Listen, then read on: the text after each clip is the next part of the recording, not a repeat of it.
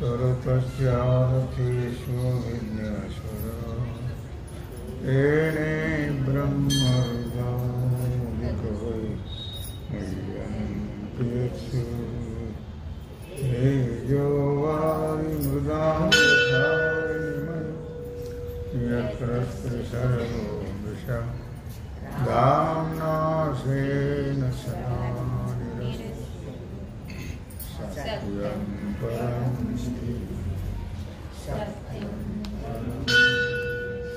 सत्यं परं गोपाल कृष्ण भगवान की जय। तया काळातेनुलंघने देशशुद्धिः साधने का शास्त्राच्या वाती पाहणे क्रिया निर्णयो। भगवान सिद्धेश्वराच्या असीम कृपेनं श्री रुक्मिणी पांडुरंगाच्या चरणाजवळ बसून श्री सद्गुरु ज्ञानेश्वर महाराज, श्री जगद्गुरु तुकाराम महाराज, श्री संत एकनाथ महाराज यांच्या चरण सानिध्यामध्ये आपण सर्वजण मिळून महान ग्रंथराज ज्ञानेश्वरीच्या 18व्या अध्यायाच्या 636 ओवीचा आपण विचार करतो आहोत। विषय आहे सात्विक कर्ता। तया काळातेनुलंघने देशशुद्धी साधने। शिव विष्णूची जी लिंग मूर्ती आहे, लिंग आहे, प्रतिमा आहे, या शास्त्रशुद्ध असल्या पाहिजे। अर्थ शास्त्रशुद्ध याचा अर्थ उगीच आणून बसवल्या असं नाही, त्याचं शास्त्राप्रमाणे विधी सर्व करून प्राणप्रतिष्ठा करून त्या मूर्ती बसवलेल्या असाव्यात। आणि मग कारण अशा मूर्तीची पूजा केली तरच ती भगवंताला प्राप्त होते, नाही तर होत नाही। म्हणून भगवान पांडुरंग जो आहे त्याला काही करण्याची गरज नाही, तो नित्य आपल्या हृदयस्थ आहे। बाकीच्या फक्त मात्र त्याची साधना मी काल सांगितली होती त्याप्रमाणे करणं गरजेचं आहे। आणि मग भाव तिथं देव असं म्हटलेलं आहे। परमात्मा पंढरीराय जो आहे तो भावाचा भुकेलेला आहे, त्याला प्रेम भाव लागतो। भाव असेल तर मग तो कुठेही उत्पन्न प्रगट होतो, मात्र भावाला फार महत्व आहे। अर्थातच उगीच बाकीच्या देवतांची आपण जे पूजा करतो त्या देवता विधिवत त्यांची स्थापना केलेली नसते, विधिवत त्यांचं आव्हान केलेलं नसतं। म्हणून आणि त्याबद्दल आपली फारशी श्रद्धाही नसते। खाली का बसतो?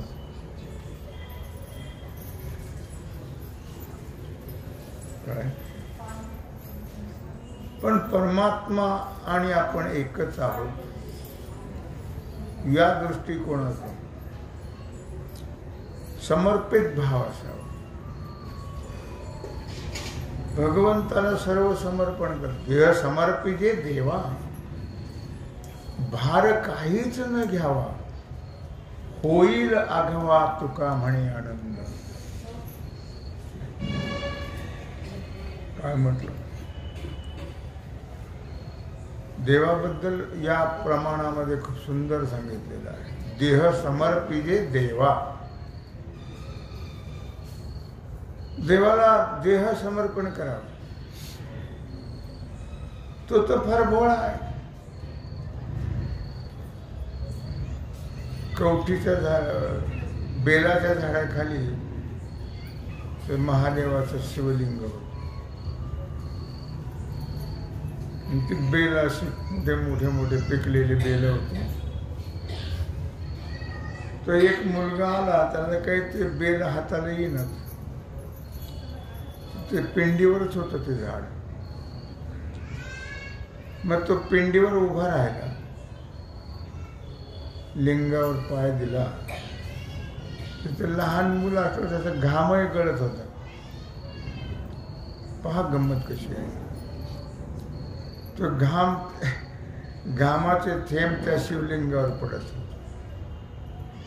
मग तो बेलाची फळं काढत असताना त्याला काही हाताला येईना.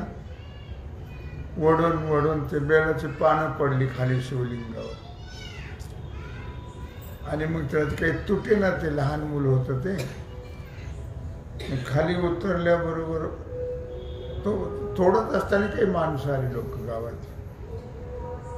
त्याला शिव्या देऊ लागले, रागू लागले. देवावर पाय देऊन उभा राहिलास. पण भगवान शंकर तिथं प्रगट झाले. बोल म्हटले, काय पाहिजे तुला? तू मागशील की मी दे. तू माझी पूजा केली राहता, कारण तू पाणी पण घातलंस, घामाचे थेंब पडले, बेल पण व्हायलास. नवे देह समर्पिजे देवा. तो देह आपलं मला अर्पण कर. इतका भगवान भावाचा भुकेलेला आहे. भाव भुकेला हरी करीतसे भक्ताची चाकरी. म्हणून माऊली सुद्धा म्हणतात, भाव बळे आकळे एरवी नाकळे करतळी आवळे तैसा हरी तैसा हरी. हरिमुखे म्हणा हरिमुखे म्हणा पुण्याची गणना कोण करी. पुण्याची गणना. भाव बळे आकळे एरवी नाकळे. एक देव असा आहे की शिव आणि हरी, हरिहर हे दोन नाही, एकच आहे. लक्षात. गुणपरत्वे आम्ही त्याला नावं ठेवले, कार्यपरत्वे नावं ठेवले. आणि कार्यपरत्वे नावं ठेवून त्यांची उपासना आम्ही करत असतो. म्हणून हरिहरा भेद नाही नका करू वाद. भेद काशी नाड एक वेलांटीच आड. एक एकाची हृदयी गोडी साखरेच्या ठाई. राम पूजी सदाशिव राम पूजी सदाशिव. सदाशिव पूजी राघव राम पूजी सदाशिव. काय म्हटलं त्याने? एक एकाची हृदयी गोडी साखरेच्या ठाई. आपण काय करतो? ते किती ध्यान करतात, किती ध्यान करतात. इतकं ध्यान करतात त्या आळी भिंगुरकी न्यायाने की त्यांचा रंगच बदलला. कर्पूर गौर हा भगवंताचा कलर आहे, निळा कलर. आणि कर्पूर गौर हा भगवान शंकराचा कलर आहे. पण यांचा कलर त्यांना गेला आणि त्यांचा कलर यांना आला. कळलं? कशाचा प्रकार आहे हा? श्रद्धा, भाव, प्रेम एकमेकावर. एक एकाचे हृदयी गोडी साखरेच्या ठाई. जर साखर आणि गोड दोन्ही एकच आहे, तसं हरी आणि हर हे दोन्ही एकच आहे. मात्र भावाला फार महत्व आहे. म्हणून म्हटलं या ठिकाणी तया काळाते नुलंघणे देशशुद्धी साधने का शास्त्रांच्या वाती पाहणे क्रिया निर्णय. म्हणून भगवंताला समर्पित जे काही आहे भाव आपला, कारण जे काही आपण योग्य अशा वस्तू भगवंताला समर्पण करत असतो, ते जे काही पूजा द्रव्य असेल ते सर्व शास्त्रशुद्ध असावं. मंत्र तंत्र शास्त्रशुद्ध असावे. त्याप्रमाणे देशकालालाही महत्व आहे. देशकाल सुद्धा शास्त्रशुद्ध असावे. पूजा करता अपवित्र मंदिर नको, म्लेच्छाचा देश नको, स्मशान नको, गावाचा चव्हाटा नको आहे. हा देश शास्त्र विहित नाहीये. तसा प्रातःकाल, सायंकाल आणि माध्यान्ह काल हे 3 काळ सांगितलेत पूजा. प्रदोष काल म्हणतो आपण. केव्हाही उठलं पूजा केलंच नाही. आपलं काम धंदा आटोपल्यावर, सवड झाल्यावर प्रातःकाली, तर माध्यान्हकाली, नाही तर मग सायंकाळी. असा देशकाल, कालाचं महत्व सांगितलं, देशाचं महत्व सांगितलं. हे पूजेला योग्य काल आहे.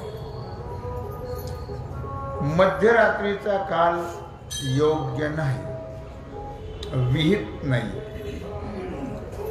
म्हणून माऊली ज्ञानराज सांगता आहे, पूजेकरता शास्त्राने सांगितलेलं कालाचं उल्लंघन करू नये. शास्त्र विहित देशाची शुद्धता बुद्धिपूर्वक साधून घेणं अत्यंत महत्वाचं आहे. योग्य आहे, आवश्यकता आहे त्याची. तात्पर्य असं आहे की मनुष्य बुद्धीचा स्वाभाविक असणारा जो अज्ञानाचा प्रकार, मनुष्याच्या ठिकाणी स्वाभाविक अज्ञान, अंधकार आहे. लक्षात ठेवा. त्यामुळे काय झालं, हे जे कर्म आहे, नित्य, नैमित्तिक, काम्य, प्रायश्चित्त, 4 प्रकारचे कर्म, निषिद्ध कर्म आणि पूजेकरता निर्णय सांगितलेला शास्त्राचा तो निर्णय स्वच्छ उजेडात असावा. उजेड पाहावं लागतं. उजेडात, प्रकाशामध्ये भगवंताची पूजा करावी लागते. म्हणजे आपल्या अज्ञानाचा अंधकार जाऊन ज्ञानाचा प्रकाश आपल्या अंतःकरणामध्ये असावा. आणि मग ह्या सांगितलेल्या सर्व विधीप्रमाणे भगवंताचं पूजन अतीव प्रेमाने करावं. अतीव प्रेमाने. भगवंताशिवाय दुसरं काहीच आवडू नये माणसं. आवडे देवासी तो ऐका प्रकार नामाचा उच्चार रात्रंदिन आवडे देवासी. तो ऐका प्रकार नामाचा उच्चार रात्रंदिन. काय आवडतं देवाला त्या आवडीप्रमाणे करावं.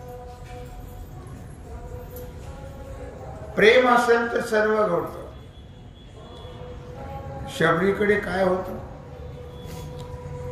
प्रेम प्रेम होत. तो नावाडा भिल्ल जो होता त्याच्याकडे काय होत? प्रेम. कर्माबाईकडे काय होत? प्रेम. प्रेमात सर्व अंतर्भाव आहे. प्रेम नसेल तर भावी विन देव न कळे संदेह.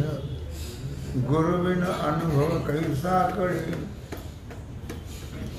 भावी विन देव भाव. वृत्ती करणे एक वळा चित्त जाओ नेदी न देणे कफळा. वृत्ती जी आपली जी आहे ते हे भजन पूजन ध्यान वगैरे सर्व करत असताना वृत्ती करणे एक वळा. वृत्ती एकाच ठिकाणी असेल ते फार महत्वाचा भाग आहे. ज्या देवतेची आपण पूजा करतो उपासना करतो तिथंच वृत्ती असेल. नाही तर नाम जपत हे वैखरी चित्त धावे विषयावरी. उपयोग होत नाही. तर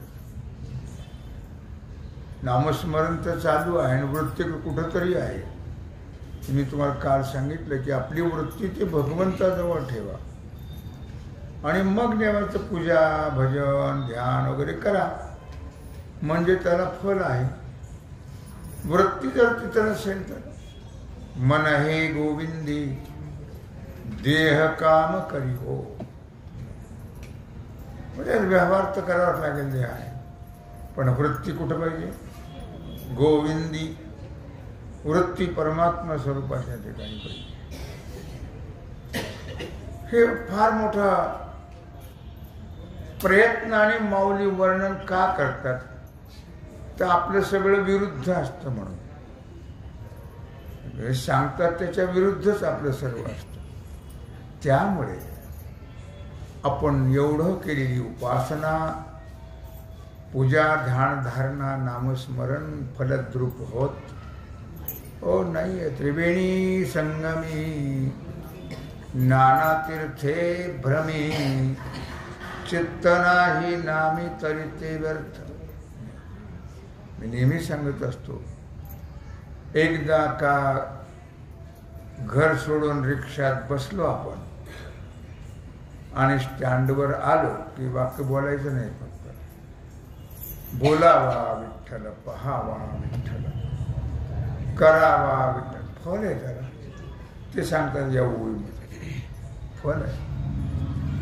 आपली वृत्ती देवाजवळच पाहिजे. पुन्हा घरी येईपर्यंत तो कुठला विषय नको. तसं प्रवचनात बसलं की फोन बंद. काय असेल ते असेल. आपण लगे उठून पळतो काय उपयोग होत नाही त्याचा काही. तसं आता ते बंद केलं त्याने फोन बंद मंदिरात आणण्याचं. ते फार चांगलं केलं त्याने. नाही तर आपण देवाजवळ जाऊच तर फोनवर बोलतो. ते होतं ते बऱ्या करतात. वृत्ती आपली तिथं पाहिजे हो तर ते फल प्राप्त हो. आपण पंढरपूरला जातो की नाही काय करतो हो आपण? भजन म्हणणारे म्हणत असतात. आपण एखादं कडवं म्हणत असतो आणि गप्पा मारत असतो. किती गप्पा मारतो त्याला प्रमाण नाही. सगळ्या दुनियाचे कुटाने पंढरपूरच्या रस्त्याने वारी होते का? माफ करा तुम्हाला माझे काही शब्द बरे वाटत नाहीत पण त्या आलाय विषयी तो सांगणं गरजेचं आहे. कसं करावं म्हणून त्रिवेणी संगमी नाना तीर्थे भ्रमी चित्त नाही नामी तर ते व्यर्थ. आपलं सगळं लक्ष खाण्यातच असतं. ढाबा कधी येईल, ढाबा कधी येईल, ढाबा कधी येईल. तेव्हा हे सगळ्याला प्रेरणा देत राहतात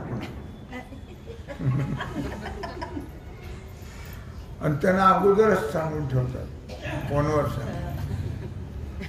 कशा करतात? डबे आणायचे, रस्त्यात खायचे, कुठं जायचं नाही, वृत्ती कुठं जाऊ द्यायची नाही, कुणाचं काही खायचं नाही.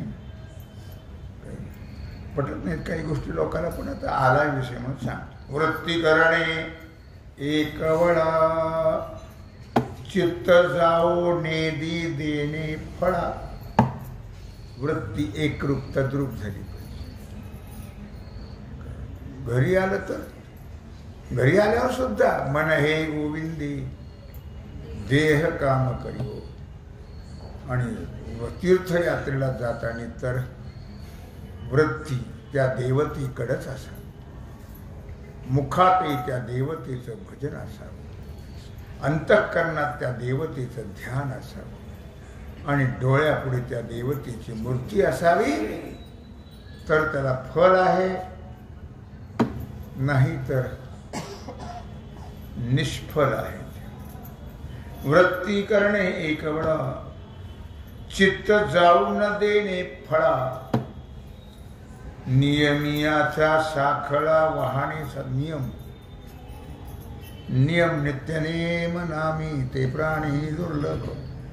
लक्ष्मी वल्लभ तया जवळी. नियम नियम धारण करून परमार्थ करावा. नियमाला फार मोठं महत्व आहे. लक्षात ठेवा. मोहगम परमार्थ नको, मोहगम नको. माऊली सांगतायत साधू संत, त्याप्रमाणे आपण भगवंताची उपासना, भगवंताची भक्ती करत राहा.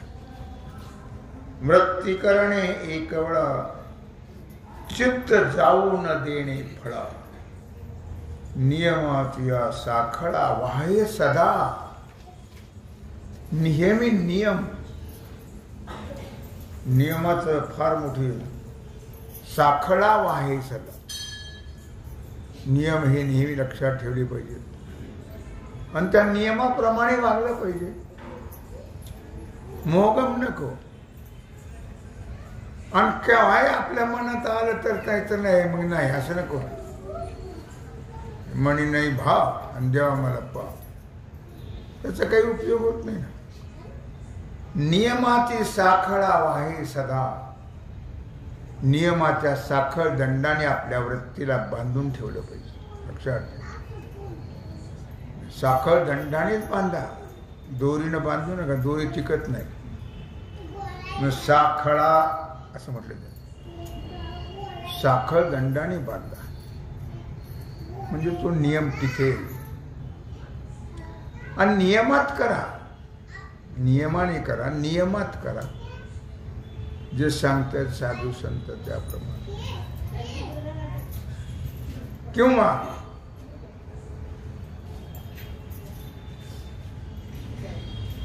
दुसरा अर्थ असा आहे की वृत्ती म्हणजे देह निर्वाहाचा व्यवहार, त्यालाही वृत्ती म्हटलेला आहे. काय? वृत्ती म्हणजे देह निर्वाहाचा व्यवहार. तो व्यवहार करत राहणं. तो व्यवहार करत असताना सुद्धा आपली वृत्ती नियमाच्या साखळ दंडाने बांधलेली पाहिजे.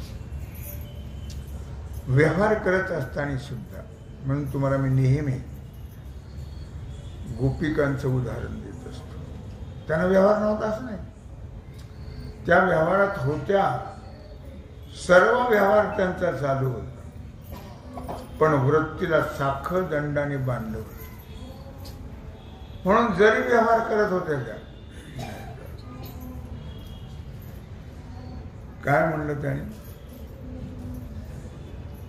की गवळण साते निघाले, दुडीवरी दुडी गवळणी साते निघाले.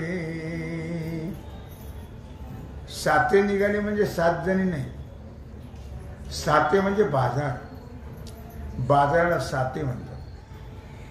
दुडीवरी दुडी गवळणी साते निघाले, गवळण गोरस मन विसरली, गोविंद घ्या कोणी दामोदर घ्या गे, गोविंद घ्या कोणी. याला म्हणतात वृत्ती. साखळ दंडाने बांधलेली आहे. व्यवहार तर करावाच लागेल. व्यवहार चुकतो का करायचा? राहतो नाही, चुकत नाही. भाकरी करावंच लागते, असं सगळा व्यवहार करावा लागेल. पण ते करत असताना मला म्हणले कोण आहे? मी म्हणलं मीच आहे. कळलं नाही तुम्हाला? पूर्वीची गोष्ट सांगत. जुन्या काळात, जुन्या काळामध्ये मर्यादा असायची, लाज. वृत्ती कशी असते लक्षात ठेवा. त्याच्याकडे सांग. लग्नात तर नाहीच, पडदा कशाला धरायचा? व्यवहार म्हणून. दृष्टा दृष्ट न करिता दोघे करावे उभे. काय म्हणले त्यांनी? नाही, दृष्ट न करिता दोघे करावे उभे. एकमेकाला पाहायचं नाही विधी होईपर्यंत. मग तो आंतरपट धरायचा म्हणजे कशा करता? त्याचं करता धरायचं. व्यवहार म्हणून धरतात. त्याने अगोदर सगळं पाहिलेलं असतं, सगळे प्रश्न.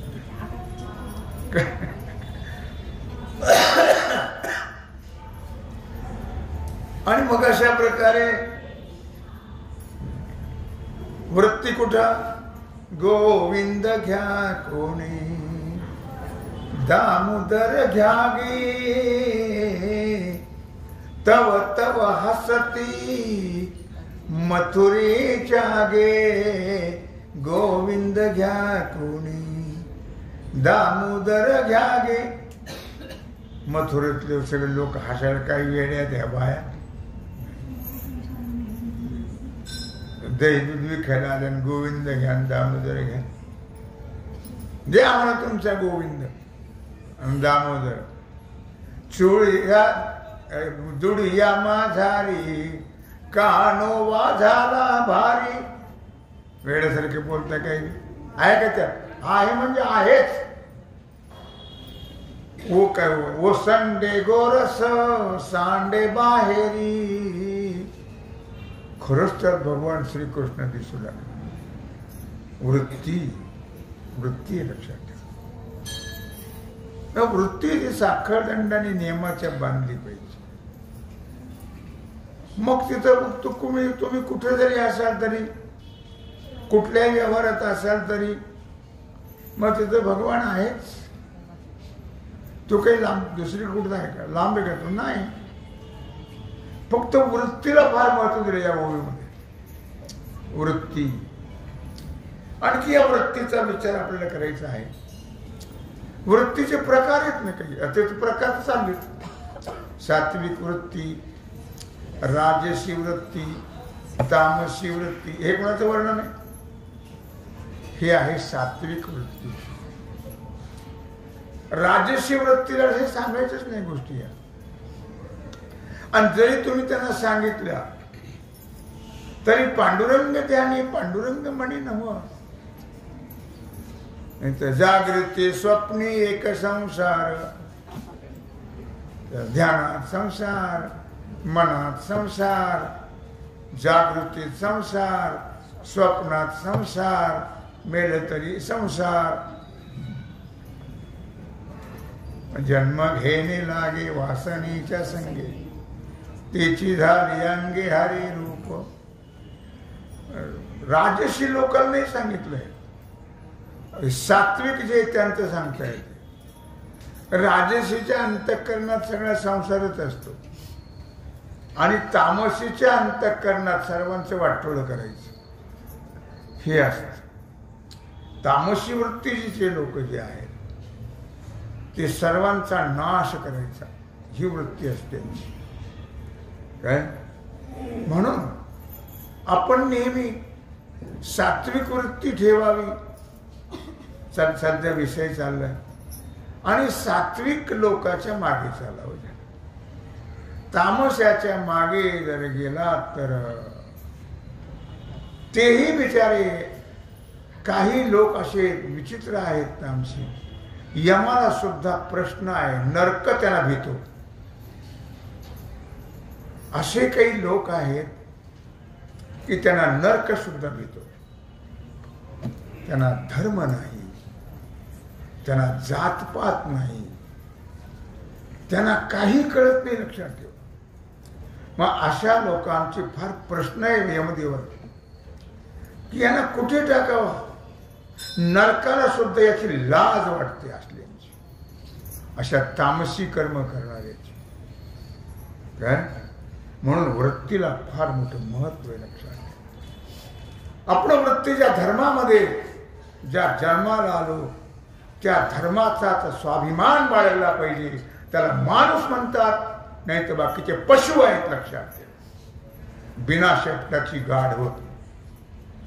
ज्या धर्मात जे जन्माला त्या धर्माचा अभिमान नसून दुसऱ्याच्या धर्माचा अभिमान घेत असतील तर ते गाढवापेक्षा निपित आहे. त्यांना गाढव म्हणणं सुद्धा गाढवाचा अपमान आहे. हे विसरता कामा नाही. लक्षात ठेव. ते तर जातीलच नरकाला.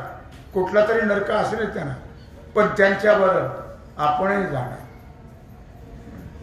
ते एकटे घेतात नाही, दिंडी घेऊन जातात. पण आपण त्याचा विचार वृत्ती करणे एक वळा, बांधणे नियमाची या साखर. म्हणून वृत्तीला एकरूप करणं, तद्रूप करणं फार महत्वाचं आहे आणि नियमाच्या साखर दंडाने बांधणं फार महत्वाचं आहे. मग हे माणसाच्या जन्माला आले तर माणसाने काही करायचं नसतं. लक्षात नाही तर मग काय फरक आहे. नाहीतरी काय थोडी श्वान सुकरे बापुडी, पूस नाही पायचारी, मनुष्य परी कुत्री ती. कोण म्हणतो? कोण म्हणतो? गणी महाराज. तुकोबरायाची प्रमाण आहेत. लक्षात ठेवा. फरकडत तुकोबरा. धर्म रक्षावयासाठी करणे आटी आम्हाशी, हेच आम्हा करणे काम, बीज वाढवावे नाम. लक्षात ठेवा. असो या ओळीचा विचार आणखी थोडा करायचा आपल्याला. तो भाग आणि आजची सेवा भगवत चरणी समर्पित करून राहिला जो सेवेचा भाग आहे तो आपण उद्या पाहू. कुंडलिक वरदा श्री ओम नमः. आता